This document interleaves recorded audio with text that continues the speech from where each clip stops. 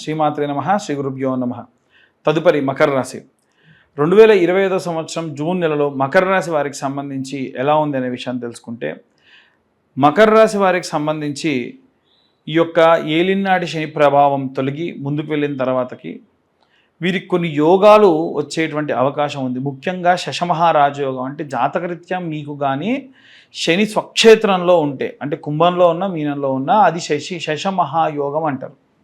ఆ యోగం వల్ల ఏంటంటే అవుట్ ఆఫ్ కంట్రీస్కి వెళ్ళడం కానీ, ప్రమోషన్స్ రావడం కానీ, లేదా ఏదైనా సరే ఒక విషయం ఏదైనా ఒక ప్రాజెక్టులో మీరు ఉంటే, పిహెచ్డీలు చేస్తూ ఉంటే డాక్టరేట్స్ పొందడం కానీ, అవార్డ్స్ రావడం కానీ, రివార్డ్స్ రావడం కానీ, ఇవన్నీ కూడా ఈ యొక్క శశమహాయోగం వల్ల కలిగేటువంటివి. ఇవి మళ్ళీ చెప్తున్నా మీ పర్సనల్ జాతకంలో.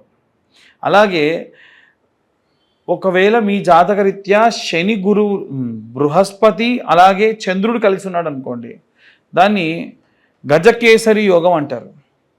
దీని వలన అఖండ సామ్రాజ్యం లాంటివి రావడము, కోర్టు గొడవల్లో ఉన్నటువంటివన్నీ కూడా బయటికి వచ్చేయడము, ఇలాంటివన్నీ సంభవించే అవకాశం ఉంది. అంటే బాగా ధనము వచ్చేటువంటి, ఆస్తి వచ్చేటువంటి యోగం అన్నమాట. కాబట్టి అవన్నీ కూడా ఇంప్లిమెంట్ అయ్యి మీ దాకా వచ్చేటువంటి సమయం ఏది అని అంటే ఈ జూన్ నెల. కాబట్టి ఈ నెలలో వీలైనంత వరకు కూడా వీరందరూ కూడా రుద్రుడికి రుద్రాభిషేకం, వీలైతే మహాన్యాసపూర్వక రుద్రాభిషేకం, ఇంకా వీలైతే మహారుద్రాభిషేకం చేయించుకుంటే చాలా మంచిది. ఎందుకండి ఇలా చేయించుకోవాలి అనంటే 365 రోజులు 365 సార్లు రుద్రాభిషేకం చేయాలి మీరు. ఇలా చేయడం వలన మీకు మంచి సత్ఫలితం పొందుతారు. ఇప్పుడున్న యోగాలన్నీ పనిచేస్తాయి. అలా పనిచేయకపోతే ఎలా, ఏం చేయాలి అనంటే ఇప్పుడు నేను చెప్పేటువంటి మహారుద్రాభిషేకం 365 శివలింగములతోని స్వామివారి యొక్క మట్టి శివలింగాలు 365 చేసి, ఆ 365తోని మరొక శివలింగ ఆకారాన్ని చేసి స్వామివారికి అభిషేకం చేస్తారు. అలా ఆచరించండి, చాలా మంచిది. దానిలో స్వామివారికి పూలు, పండ్లు, అభిషేకం చేసేటువంటి పదార్థములు, అలాగే మహాన్యాసపూర్వకంగా రుద్రాభిషేకము జరుగుతూనే ఉంటుంది. ఇది ఒక రోజంతా పట్టేటువంటి క్రియ. ఇది ఎవరన్నా ఆసక్తి కలవారు కింద ఉన్న నెంబర్కి కాంటాక్ట్ చేయండి. డీటెయిల్గా మీరు కావాలంటే ఈ రుద్రాభిషేకం చేయించుకోవచ్చు. దీనివలన కలిగే లాభాలు ఆరోగ్యపరంగా, సంతానపరంగా, సౌభాగ్యపరంగా, ఏదైనా ఆస్తికి సంబంధించి గొడవలు ఉంటే తొలగిపోవడము, ఇవన్నీ కూడా పొందే అవకాశం ఉంది. కాబట్టి ఎట్టి పరిస్థితుల్లో వీలైనంత వరకు ఈ యొక్క రుద్రాభిషేకాన్ని చేయించుకోండి. ఈ మీ యొక్క శనిగ్రహ ప్రభావం అనేటువంటి వాటివన్నిటి నుంచి దూరంగా వెళ్ళిపోవడం కూడా జరుగుతుంది. మీన్వేల్ మీరందరూ కూడా శని చాలీసా, అలాగే శని స్తోత్రం లాంటివి ఉంటాయి, అలాంటివి చదువుకోవడం కూడా చాలా మంచిది. వీలైనంత వరకు కూడా నువ్వుల నూనెతోని ప్రతి శనివారం శనికి నువ్వుల నూనెతోని అభిషేకం చేయండి. అలాగే నువ్వులు బెల్లం కలిపినటువంటి పదార్థములని నైవేద్యంగా పెట్టండి.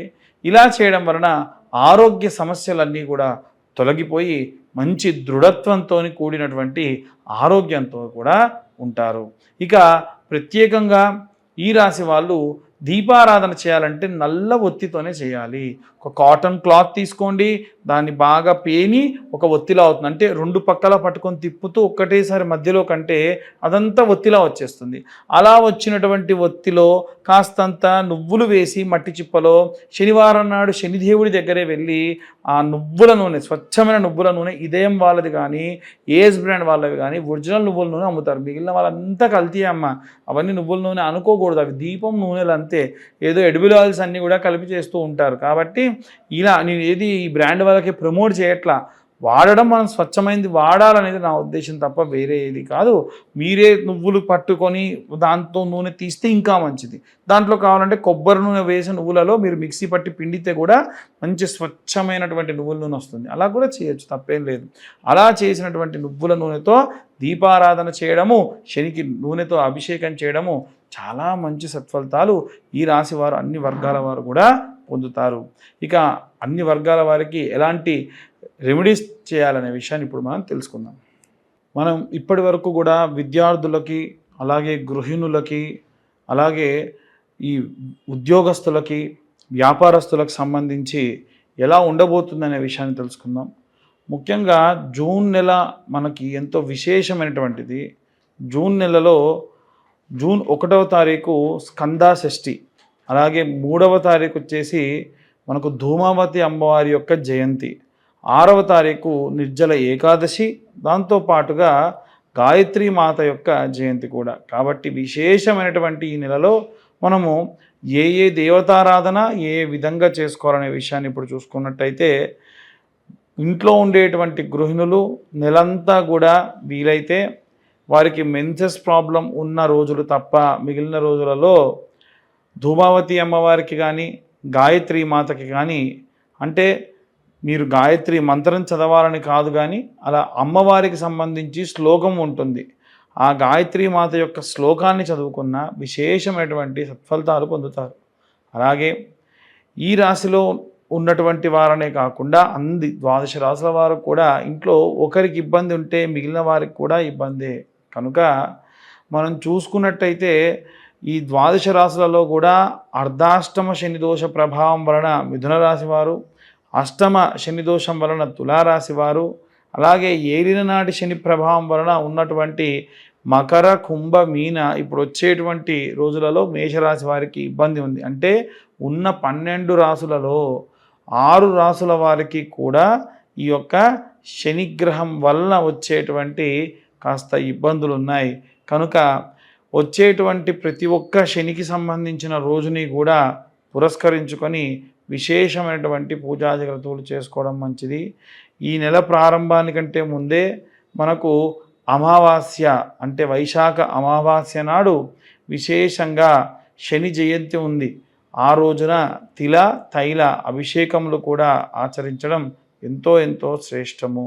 అలాగే వీరందరూ కూడా గృహిణులైతే గాయత్రి మాతకి, అలాగే విద్యార్థి దశలో ఉన్నటువంటి వారు మేధా దక్షిణామూర్తి స్తోత్రాన్ని చదవడము, అలాగే ఎవరైతే ఉద్యోగస్తులు ఉన్నారో విశేషంగా ఉద్యోగస్తులు స్వామివారికి వెంకటేశ్వర స్వామివారికి సంబంధించి ఆరాధన చేయడం మంచిది. వ్యాపారస్తులందరూ కూడా మహాలక్ష్మి, మహాకాళి, మహాసరస్వతి అమ్మవార్లను ఈ నెలంతా కూడా అర్చించడం, పూజించడం విశేష సత్ఫలితాలు పొందుతారు. అలాగే మనకి ఎవరైతే సినిమా రాజకీయ రంగాల్లో ఉన్నటువంటి వారు ఉంటారో వీలైనంత వరకు కూడా డైమండ్ రింగ్ని ధరించడం ఈ నెలలో వారికి విశేషమైన సత్ఫలితాలు పొందే అవకాశం కనిపిస్తుంది. అలాగే ఎవరైతే ఈ యొక్క రైతులు, చేతి వృత్తులు, కుల వృత్తులు చేసేటువంటి వారు ఎవరైతే ఉన్నారో వారు విశేష సత్ఫలితాలు పొందవచ్చు. భూమిని నమ్ముకొని పూజ చేస్తున్నారు కాబట్టి స్కందాషష్ఠి అంటే జూన్ 1వ తారీఖు నాడు వీలైతే కాస్త కందులు తీసుకొని మీ యొక్క భూమి సాగు జరుగుతున్న పొలం 4 మూలలా కూడా కందులు వేయడం వల్ల విశేష సత్ఫలితాలు పొందే అవకాశం ఉంది. అలాగే ఎవరైతే చేతి వృత్తులు, కులవృత్తులు చేస్తూ ఉంటారో వారి కులదేవతారాధన మరువకుండా మానకుండా పూజాధికతులు ఆచరించడం మంచిది.